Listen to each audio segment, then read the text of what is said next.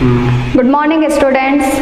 We are going to start second topic of the French Revolution. Last video में, previous video में हमने French revolution के introduction के बारे में पढ़ा था। आज हम इसमें French society during the late 18th century की 18th सेंचुरी के टाइम पर जो वहाँ की सोसाइटी थी, फ्रेंच सोसाइटी थी, जो कैसी थी और ऐसा वहाँ पर क्या हुआ था। उस सोसाइटी में सब कुछ बेटर था, सब कुछ सही था, उसके बावजूद भी ऐसा क्या हुआ कि वहाँ पर 1789 में रेवोल्यूशन हुआ। अब ये देखिए कि यहाँ पर हम लेट 18th सेंचुरी की बात कर रहे हैं। अब 18th सेंचुरी में आप कहेंगे कि ma'am 18th century 19th century, कई बच्चे इसके अंदर कंफ्यूज रहते हैं, तो इसमें आप ये देखिए, ये टॉपिक पॉइंट मैं आपका क्लियर कर देती हूँ। 1701 से लेकर 1799 तक तो होती है 18th सेंचुरी और 1801 से लेकर 1899 तक होगी 19th सेंचुरी। तो अभी जो हम 18th सेंचुरी में टाइम ड्यूरेशन जो पढ़ेंगे वो कौन सा पढ़ेंगे, 1701 से लेकर 1799 तक के बीच में जो वहाँ पर काम हुआ था, जो वहाँ पर के कार्य हुए थे, या वहाँ पर जो भी क्रांति हुई थी राजा मत के बीच में, जनता के बीच में, जो ये वहाँ के जो एंग्री मॉब्स थे, वहाँ की जनता के मन में जो राजा के प्रति आक्रोश था वो क्यों था। तो ये पूरा एक टाइम पीरियड जो 18th सेंचुरी का है, इसके अंदर हम पूरा पढ़ेंगे। क्लियर। अब देखिए, इससे पहले थोड़ा सा हम फ्लैशबैक में जाते हैं। कल मैंने आपको लास्ट वीडियो में पढ़ाया था कि लुई 16 थे, कहाँ के, फ्रांस के राजा, जो वहाँ पर क्या थे, वहाँ पर उन्होंने एक इवेंट रखा था। उस इवेंट में उन्होंने वहाँ बाहर से सेना बुलाई थी। उस सेना से क्या हुआ था, वहाँ की जो जनता थी उन्हें ऐसा लगा कि राजा ने हम पर वार करने के लिए, हम पर प्रहार करने के लिए जनता को, सेना को यहाँ पर बुलाया, बट ऐसा कुछ नहीं था। उन्होंने अपनी सिक्योरिटी के लिए सेना वहाँ पर बुलाई थी, लेकिन वहाँ पर जो मिसअंडरस्टैंडिंग हुई थी, राजा को लेकर जनता के बीच में जो मिसअंडरस्टैंडिंग हुई थी, वो मिसअंडरस्टैंडिंग के कारण क्या हुआ, लोगों ने अलग अलग गुट बनाकर मन में आक्रोश उत्पन्न कर लिया और राजा के खिलाफ खड़े हो गए। और उन्होंने क्या करा, वहाँ के जो वहाँ का किला था, कौन सा किला, बेस्टाइल जो फोर्ट था, वो जो वहाँ पर जाकर उन्होंने हमला कर दिया। हमला करके वहाँ पर जो कैदी बंद थे उन्हें बाहर से छुड़ा लिया। तो ये सारा वीडियो हमने आपको समझाया था, प्रीवियस वीडियो मैंने सारा डिटेल आपको बताया था।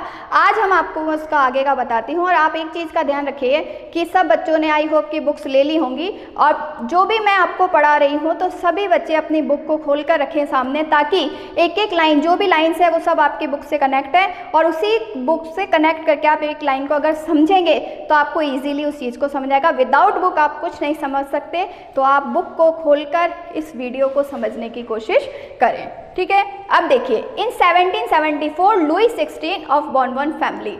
अब 1774 में लुई 16 फ्रांस के राजा बने। जब उनकी एज कितनी थी, 20 ईयर्स। तो उस समय जब बने, और वो कौन सी फैमिली से बिलोंग करते थे, बोरबोन फैमिली से बिलोंग करते थे। अब आपने ये नाम सुना होगा, बोरबोन फैमिली। आज इस ब्रांड का एक बिस्किट भी आता है जो कहाँ का है, फ्रांस का है, ठीक है। तो वो बोरबोन फैमिली से बिलोंग करते थे और 1774 में वो वहाँ के राजा बने थे। राजा का नाम क्या था, लुई 16। क्लियर।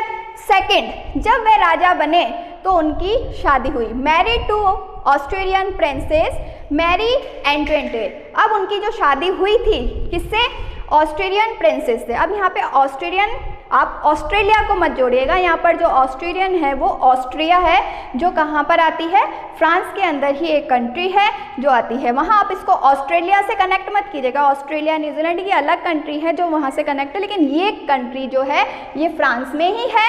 और वहाँ की जो रानी थी मैरी एंटोइनेट, उन्होंने वहाँ की रानी से क्या करी थी, शादी करी थी। अब upon his occasion he found on empty treasury. अब यहाँ पर जब वह राजा रानी बने तो उस समय वहाँ पर जो ओकेशन रखा गया, उस समय क्या हुआ, वहाँ पर आपने देखिए, यहाँ पर कहा एम्प्टी, एम्प्टी मीन्स खाली। वहाँ का जो खजाना था वो खाली था।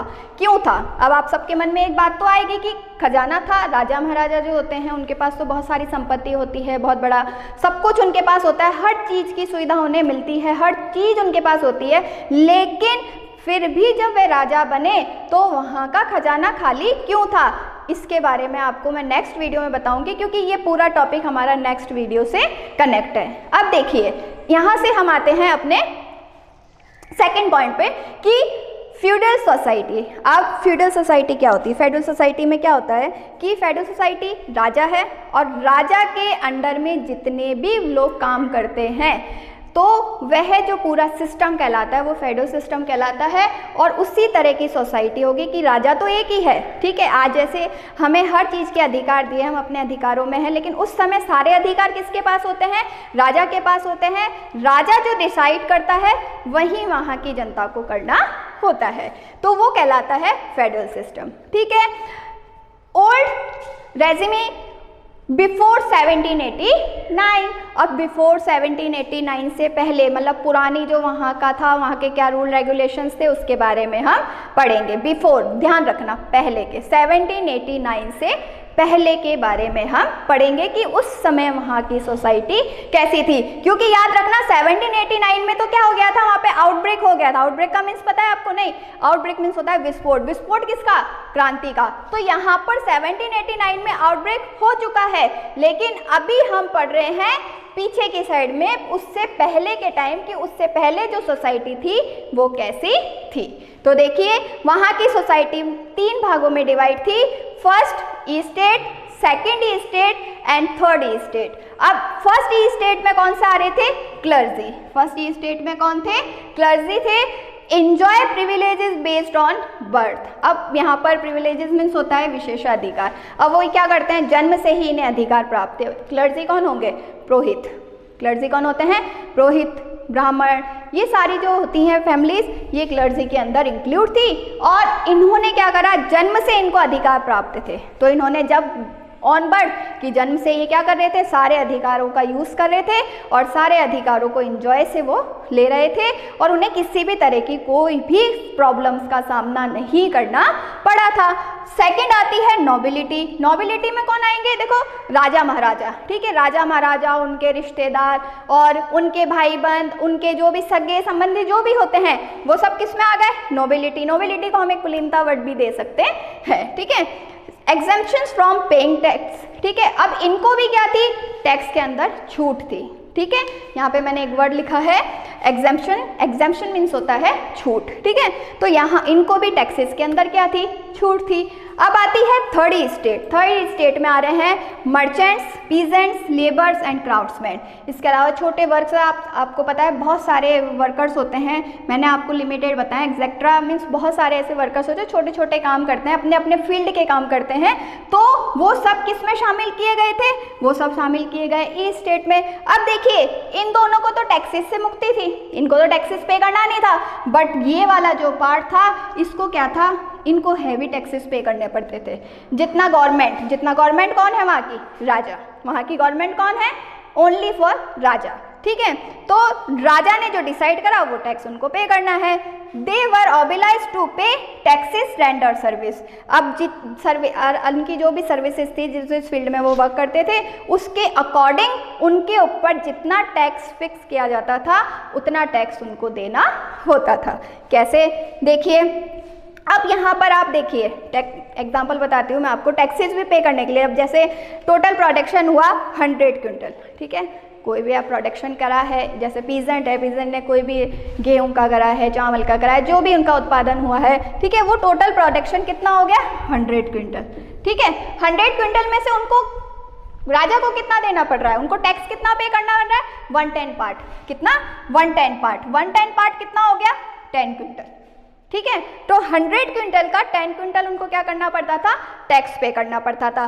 First thing. सेकंड थिंग क्या थी कि ये जो पीजेंट्स होते थे, जो ये किसान होते थे, इनके पास खुद की ज़मीनें नहीं थी। इनके पास खुद की ज़मीन नहीं थी। ये क्या करते थे?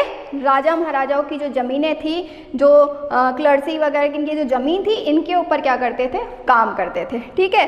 तो एक तो लेबर वर्क हो गया इनका कि खुद का तो इनके पास कुछ नहीं, और ये जो काम कर रहे हैं उसमें से भी इनको जो जितना ये काम करे उतना इनको पे करना, तो इनके ऊपर तो क्या हो गया? हैवी टैक्सेस हो गए। तो देखिए ये दोनों पार्ट तो बिल्कुल फ्री है टैक्सेस से, बट सारा लोड जो है वो किसके ऊपर आ रहा है? थर्ड स्टेट के ऊपर आ रहा है, ठीक है।